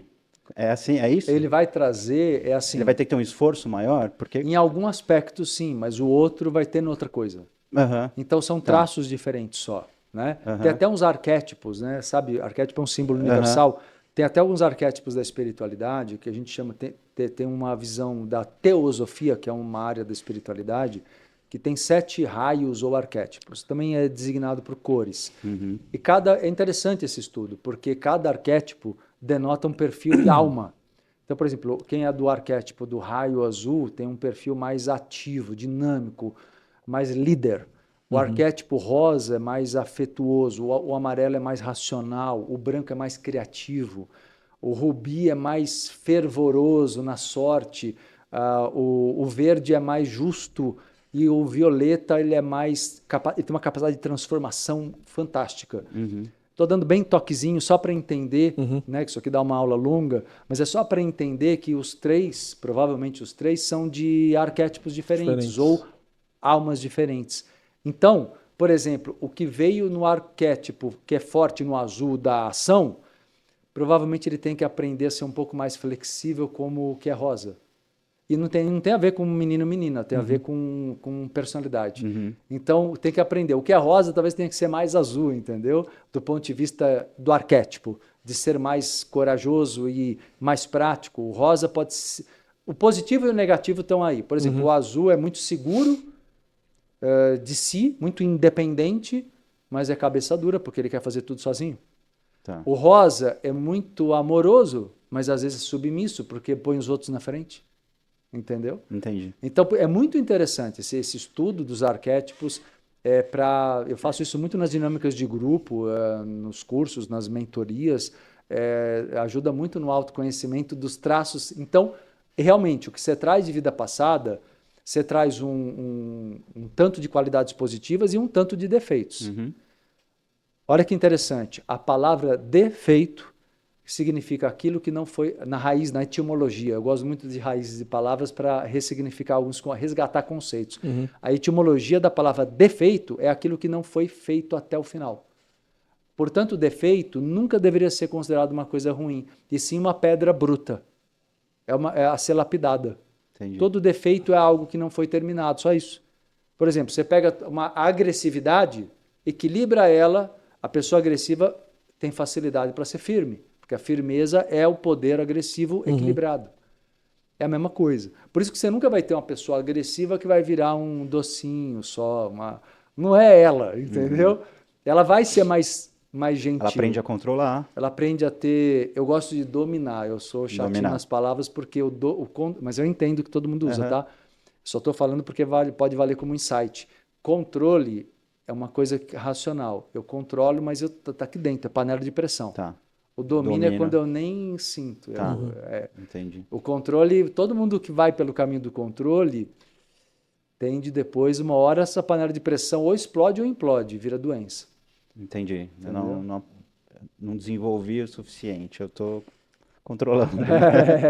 Exato. Eu fechei a porta ali, mas que agora ela pode abrir. Você não evoluiu ou não amadureceu ainda para Eu não posso deixar a porta aberta que vai ficar tudo bem, não. Eu tenho que trancar ali, né? Exato. Você tem que ter uma transmutação, transmutar, eu digo, o defeito em virtude. Isso, todos nós temos que fazer isso. Aliás, é a nossa missão como seres humanos. Você está aqui para... A gente contribui uns com os outros, como falamos, mas a nossa missão primária é autorrealização. E olha que interessante, tanto a espiritualidade quanto a psicologia falam a mesma coisa. Só que na espiritualidade eles chamam essa autorrealização é um caminho de ascensão espiritual. E na psicologia é chamado de individuação. Jung, Freud, esses caras e outros mais usam o termo individuação. Então eu preciso me tornar cada vez mais o melhor do que eu já sou potencialmente. Isso é o objetivo da vida. Por isso que uma pessoa, se ela não estiver se desenvolvendo, evoluindo, ela está na contramão do que ela veio fazer, entende? Entendi, a gente está aqui para evoluir, né? Com certeza. Ninguém está aqui para ficar só... Por isso que o materialismo, o dinheiro é maravilhoso, é uma bênção. Mas o problema não é o dinheiro, nada disso. Mas quem olha só para o dinheiro e não olha para o resto, está numa ilusão gigante, assim. Está fazendo a vida escoar pelas mãos, entende? Mas sempre lembrando, o dinheiro é uma benção, não tem nenhum problema querer dinheiro, desejar dinheiro. O dinheiro faz mal nenhum, só faz bem. O mal é a pessoa não olhar para os outros lados. Aí ela está na ilusão. Sim. Mas isso independe até do dinheiro, né? Exato. Aí não é nem só o dinheiro, é o ego, né, de modo geral. E autoestima? O que tem a ver com isso tudo? Porque você até mencionou, né, que você já passou por uma situação lá embaixo do negócio, de ter que voltar a estaca zero já, né, com 20 e tantos anos de carreira. Sim. Falou que, inclusive, você lá, visualmente, naquela situação, estava muito mais velho do que hoje, há 15 anos atrás. Verdade. Eu ganhei da minha filha de coração, que ela tive com ela agora no final de semana.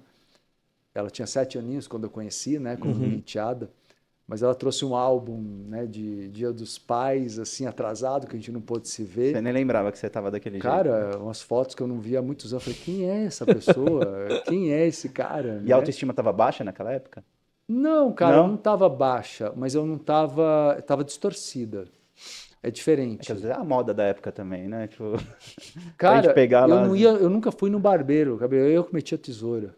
Eu que ficava em casa metendo... E não tinha esses barbeadores, esses aparelhinhos de hoje, não, que você faz em casa, super bonito, não. Eu não estava nem aí, era uma coisa meio de... Tô nem aí para perder tempo com isso, eu vou cuidar do que eu achava que era importante, família, espiritualidade, pá. Depois que eu fui começar também a dar um pouquinho mais de atenção. Pra vaidade. Cuidar um pouco mais. Eu acho que foi uns anos ali que eu... E a autoestima você acha que não tem a ver com a vaidade? Autoestima tem, mas aí, de novo, eu vou quebrar um pouquinho o paradigma e ser um pouco disruptivo com a palavra. Vamos lá.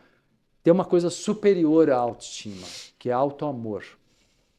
Por quê? Autoestima, a palavra estima vem de estimativa, é um julgamento sobre si. Quando eu tenho autoestima, isso é muito passageiro. Você pode ter autoestima e depois você não... Vamos supor... Por causa de grana, no momento que você não tem dinheiro, então você vai se sentir a pior pessoa do mundo. Se você tiver com autoestima, porque você tem dinheiro. Se você tiver com autoestima porque você é jovem, quando você envelhece, você perde essa autoestima. E percebe que a autoestima é um julgamento. Enquanto que o autoamor, ele é incondicional. Não interessa a situação que eu estou, eu me amo. E isso eu sempre tive, o autoamor.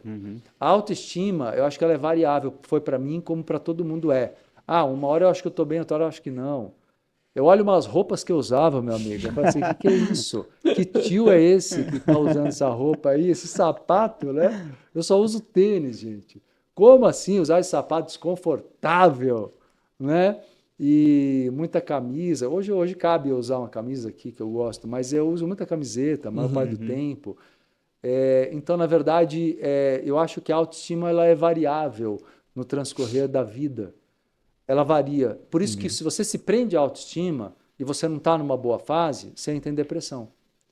Agora, se você está no auto-amor, o que é o auto-amor? Para o pessoal até se inspirar um pouco e entender. Auto-amor é um auto-abraço, uma auto-aceitação. É igual você aceita teu filho. Uhum.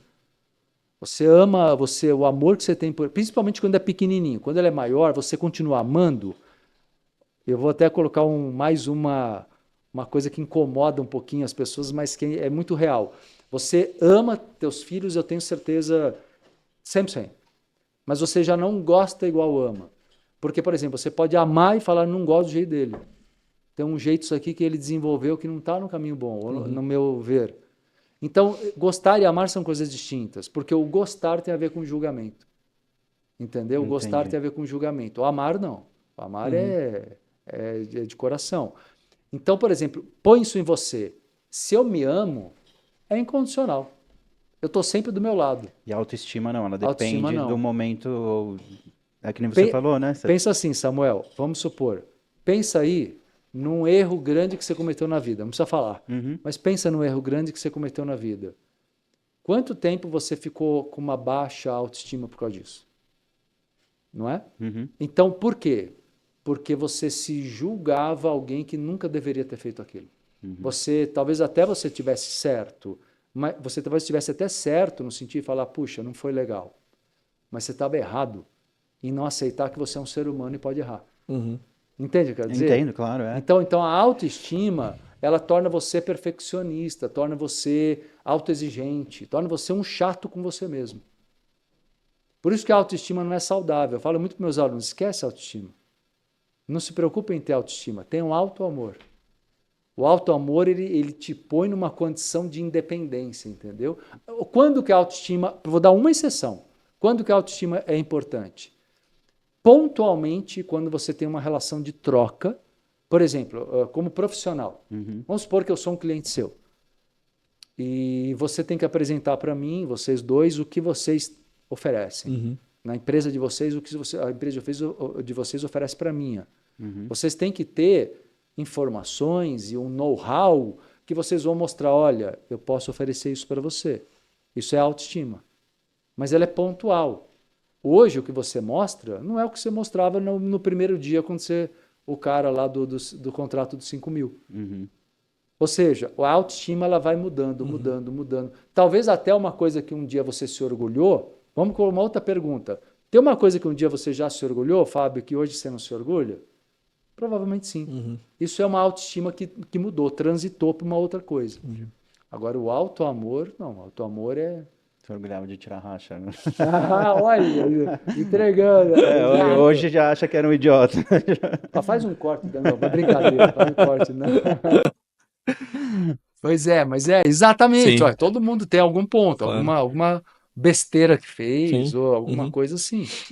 Que depois você, né, com a evolução, foi percebendo que tinha que ser. Que não era bem assim. Não era bem assim, Exato. Eu já tive aluno meu, cara, que... Eu tive um exemplo que eu acho meio até bem forte mesmo. Tive um aluno meu uns anos atrás, que ele chegou num curso meu de prosperidade e reciclagem de vida. Ele é tanto terapêutico quanto metafísico na lei da atração e tal. Era presencial, foi bem antes da pandemia, uns bons anos atrás. E ele chegou e falou assim, ele ficou lá assistindo aula. Ele era um cara grande, forte, tinha um olho azul, assim, muito grande mesmo. O cara tinha uns 2,10 m, 20, sei lá eu. Isso. Mas ele era quietão, ficava lá no fundo e tal. Um dia, mais pro final do curso, eu vi que ele começou a se emocionar nos exercícios e tal, e eu tava tentando decifrar o cara, e olha que eu sou bom nisso. Mas ele tava ali quietão, eu respeito muito também. Eu não gosto de forçar ninguém a se colocar quando a pessoa não tá pronta. Sim. Aí no final ele falou, olha... Eu quero te agradecer, mas chorando assim, porque eu consigo renascer hoje. Ele falou que ele participou, ele foi segurança numa casa e ele participou de um esquema que assassinou o dono da casa. Caramba. E ele foi preso e pagou o tempo que ele precisava pagar na cadeia. Ele pagou o tempo da justiça e saiu. Ele não devia nada para ninguém no sentido legal. Mas ele devia para a consciência dele, porque ele nunca tinha feito isso antes e nunca pensou em fazer depois e se arrependeu profundamente. Esse é aquele cara que pisou na bola, não precisava, porque a consciência dele não é uma consciência bacana. E o cara conseguiu, em algum momento, eu não sei o que ele estava envolvido, que a consciência dele estava.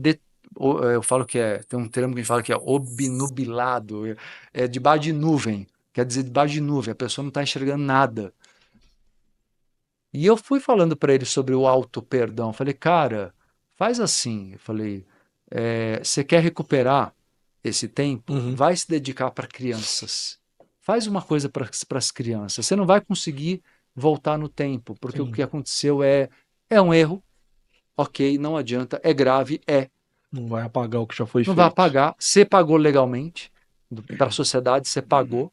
Só que você precisa eliminar esse sentimento para você renascer, porque você pode, você quer. O cara fez isso, ele se perdoou. Cara, eu encontrei com ele no metrô uns anos depois e ele falou: Meu, tô tão feliz, casei, tive filho, tô fazendo trabalho para as crianças, isso mudou minha vida. Legal. Tipo assim, por que o cara precisaria se destruir, entende? Eu tô pegando um caso muito sério para você entender como a reciclagem de vida cabe para qualquer um. Por que ele precisaria se destruir se ele poderia se perdoar e ter uma vida significativa, lógico, parando, cessando o erro, e ainda melhor, revertendo qualquer culpa dele, dissipando a culpa, ajudando pessoas. Então, assim, só que não é o que normalmente se vê, né? Não. Normalmente as pessoas olham e falam, pô, como é esse cara aí? Você já olha ele como alguém que vai reproduzir o mal. Sim. Entendeu? E não, ele produziu o bem, transmutou o mal no bem. É isso que as pessoas têm que olhar, tanto para si quanto para a sociedade, entendeu? Agora, ficar ali se punindo, se destruindo, ou falando, agora que eu sou isso, eu serei isso para sempre. Sim. Como muitos fazem, Aceitar. né? As pessoas se condenam muito pelos erros que cometeram, né? Por isso que o auto-perdão precisa ser auto-perdão e auto-amor absoluto. É o que faz você renascer. Sempre, né? Agora, entende que o auto-amor é superior à autoestima? Sim. A autoestima, ela te dá visões muito... Você pode se achar o máximo e tá prejudicando você mesmo, prejudicando os outros, né? E tem muito sentido, né? E até a questão do que você falou, né? Se você tem autoestima, você vai continuar pensando fisicamente, você vai continuar com 90 anos, né? Você vai continuar se achando bonito, vai continuar se achando bem. Sim. Tem todo sentido. E o auto-amor não, você vai se amar independente, né, de qualquer coisa. Independente, você vai se cuidar e vai chegar lá e vai fazer o melhor que você pode com, né, na idade que você tem Não importa e como. curtir aquele momento e ter O gratidão, vô né? nem conheceu, né? Meu avô se auto-amava, assim. Meu avô faleceu ano passado com 105. Ah, olha. E ele era um cara assim, né? Ele com 100 anos falou assim: quando eu ficar velho, eu vou comprar uma casa no interior. Ah, legal, legal, Mas ele legal. sempre se sentiu bem, né? Sim, Com quem ele era, com o que ele sim. fazia, fisicamente, enfim. Mas é na autoestima, é Perfeito. auto-amor. Cara, e de verdade, qual controle você tem? Você pode ter a idade que você tem, sua, eu, ou pode ser um jovem de 18 anos, 20 anos. Que certeza a gente tem que está vivo amanhã? Ah, Ninguém tem. ninguém. A gente faz tudo para estar. Sim. Chegar aos 105 e além. Mas pra morrer basta estar vivo, né? Exato. Mas então, assim, o que é muito fantasioso no inconsciente coletivo? É a tentativa de controle, ou as pessoas vivem no passado ou no futuro, que são dois tempos ilusórios, que não existem. Sim. O tempo, aliás, não existe, né? O tempo é uma fantasia. Tem uma frase do hinduísmo que eu reproduzo muito, que eu gosto, que diz assim: o tempo não existe, somente o que existe é um único instante eterno. E é muito verdadeiro isso. Você tem agora, agora, agora. Esse agora não, é Sim. eterno. Para mim, como espiritualista, então, é muito convicto. Você está aqui, mesmo quando você for para outro lugar, é o presente, é o presente. E aí você volta. E aí é um processo cíclico, né? Dentro da reencarnação. Mas e mesmo que você tenha uma visão de uma vida só, a vida é só o presente, é só o instante presente. Sim. Por isso que o sofrimento todo vem da ilusão de que o passado ele ainda te domina. Pode ser que na prática sim, mas cabe a você superar. Eu ouvi até essa semana, na verdade. Foi o Bernardinho, tava ouvindo o podcast dele. E ele fala bem isso. Ele fala que passado causa depressão e futuro ansiedade. Então, viva o presente, porque é o que você tem, né? Exato. Exato. E isso não quer dizer que você não vai Trazer o aprendizado do passado. Ou planejar o futuro. Ou planejar né? o futuro. É o que ele fala, mas viva o presente. Viva o porque presente. O passado o passado e o futuro não existe. No geral é isso. As pessoas se prendem muito no passado, né? Sim. Deixam de evoluir ou ficam pensando muito no futuro e esquecem de viver Sim. o hoje. Né? O erro é se vitimizar pelo passado. Sim. É você dizer assim, eu não faço as coisas porque eu passei muito perrengue. Entendeu? Sim. Não, cara. Passou. Você não é mais aquela pessoa. E aceitar também os limites. Sim. Tipo, eu não posso ser com a idade que eu tenho, eu posso muita coisa, mas eu não posso, por exemplo, falar, eu vou ser um jogador de futebol profissional. Tá, eu não posso, mas eu posso jogar futebol, eu posso, né? Eu falo sempre isso pro Vone que curte muito, eu posso jogar futebol, eu posso, se quiser, trabalhar com futebol, eu posso estar perto desse meio. No ambiente, né? Eu posso viver se eu gosto de futebol. Então, assim, eu posso adaptar. O que eu não posso é ser um cara hiper exigente de querer tudo ali, aí viver de um sonho. Ou de deixar de fazer. Ele começa bem isso, errou. Assume que errou e segue em frente. Não adianta ficar vivendo de passado. Sim.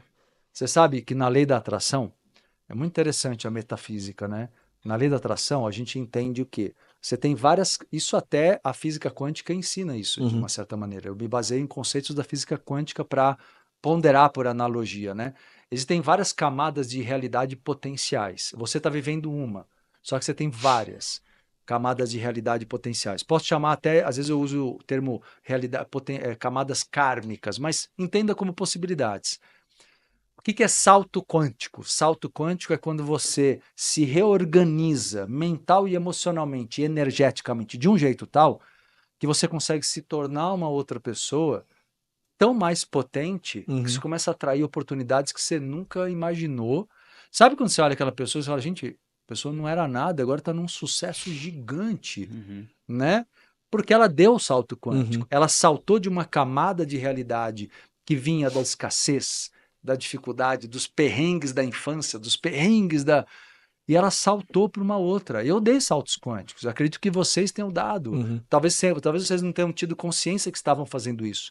Entendiam apenas como uma superação de uma dificuldade. Sim. Mas quando você muda mesmo uma mentalidade, você dá um salto quântico para uma camada de realidade completamente nova. E todo mundo pode. É isso que é legal. Só que as pessoas têm que entender que são capazes. Aprender, né? E não ficar atrás de fazer. Só que a sociedade, de um modo geral, ela sustenta, olha, você tem dificuldades, então você precisa aprender a lidar com as suas dificuldades. Ok, aprenda a lidar, mas entenda que você pode superá-las. Nunca se acomode, né? Não é só lidar, né? Aí cabe aquela coisa de não se acomodar, Sim. mas mostrando o caminho, né? Exato. Cara, se deixar a gente fica Vambora, 2 né? dias falando aqui. Que bom, né? Que bom. Acho que é um papo bom, um papo... Espero que leve bons insights para o público de vocês. Muitos. Muito obrigado, cara, por tanto aprendizado aqui que a gente teve hoje, né? Que nem diz o Fausto aí, a gente já devia entregar aqui o certificado do MBA para você assinar. Pois é. Marcelo, a gente tem uma lembrancinha para você ali, a sacolinha. Opa, posso pegar? Pode pegar. Deixa eu pegar aqui. Deixa eu ver. Presentes. Deixa eu baixar para não atrapalhar a câmera. Já, né? Como é, não bota aqui, ó. Depois o diretor da bronca ali, ó. Depois o diretor da bronca ali, ó. Sim. O que deixa a garrafinha sempre, né? Que legal. Que canequinha do Chex. Foto nossa, que linda. Aqui, amor, ó. Nós dois a Bruna não veio, mas... A Bru. É aqui? É aqui. Tá bom. Vou mostrar de perto. Lindo. Obrigado. Agradeço, gente. Cara, obrigado de coração. Mesmo. É o que eu falei, né? Já meio que te conhecia. Deixa eu te dar um presente também. É? Para vocês dois. Espera aqui, ó. Que legal. Aqui, ó, empresta a sua caneta. Com certeza. Vou autografar meus dois livros dos meus. Eu já lancei 4 livros. Por favor. Eu lancei 4 livros meus. Eu trouxe 2 deles. E esse aqui, ó, aliás, se me permite mais um minutinho, posso aqui estender um pouquinho esse finalzinho do podcast? Lógico. Esse livro aqui chama Pão de Reencontro. Ele começou de um jeito muito interessante. A gente estava falando muito da pandemia antes da gente entrar aqui. E ele começou por causa disso. Ele é um projeto de lives. Quando aconteceu a pandemia, eu te falei que eu fechei, meu trabalho Parte zerou. física, né? zerou, cara. Eu não tinha ganho, vamos dizer assim, como profissional, como empresário, né? E eu tinha que ressignificar tudo. E ao mesmo tempo, eu ajudava muita gente também. Falei, como é que eu faço isso? Vou 100% para a internet. Eu e a minha mulher, a gente foi os dois. Ó, deixar aqui, ó. Assim, os dois ali na raça, né? E duas colaboradoras nossas também, junto com a gente, só nós 4. E aí eu criei um projeto chamado Ponto de Reencontro, com lives diárias de domingo a domingo. E eu entrava à noite, cara, depois das aulas que eu dava, aí eu pus para o online, para poder ajudar as pessoas. E ao mesmo tempo também divulgava o meu trabalho. E virou um livro. Tanto que você vê que tem várias palavras: teimosia, resiliência, depressão, Porque aqui você vai ver que é uma linguagem bem coloquial, assim, bem informal, porque é a linguagem de live. Entendi. Esse livro. E são 19 lives que inspiraram 19 capítulos do livro. Legal. E esse aqui já é um outro. Esse aqui já é um projeto sobre procrastinação, que é a cura da procrastinação. E eu vou dar um para cada um, depois vocês trocam. Tá bom. Obrigado. Tá bom? Então, deixa eu aqui. Ó, só vou assinar, depois eu faço a dedicatória para não tomar o tempo aqui. Aí, acabando agora, eu já faço a dedicatória completa. Só para não ficar aqui 2 horas no meio do. Tá vendo aí sim, ó, ganhamos tá presente. Tem presenteado. Obrigado. Então, Obrigadão. E obrigado de novo por ter Obrigado pela presença. Eu agradeço do nosso projeto. Agradeço. Dispor o Samuel, tempo aí para Fábio. estar com a gente aí. Trazendo tanto conhecimento pra gente. Agradeço e muito bacana. Muito Vocês legal. são muito receptivos e eu acredito que com todos que passaram por aqui, vocês me deixam muito à vontade. Agradeço o carinho, a força e o convite. Obrigado. Espero que inspire o público, Muita os gente. seguidores de vocês. Com Com certeza. certeza. Tá bom? Obrigado. Agradeço. E esse foi mais um TXCast. Muito obrigado por ter assistido. Segue, curte e compartilha, pessoal. Um grande beijo.